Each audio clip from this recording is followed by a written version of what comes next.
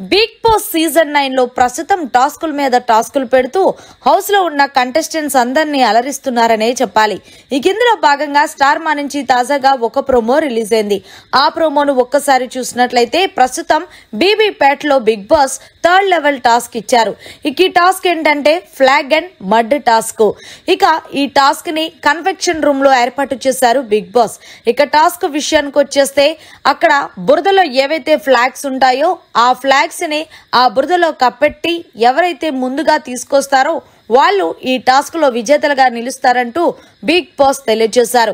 ఇందులో భాగంగా ఇరువురు టీం సభ్యులు కూడా ఈ టాస్క్ లో పార్టిసిపేట్ చేసినప్పటికీ ఈ టాస్క్ కి సంచాలకుగా మాధురి అలాగే సంజనాని పెట్టిన సంగతి తెలిసిందే.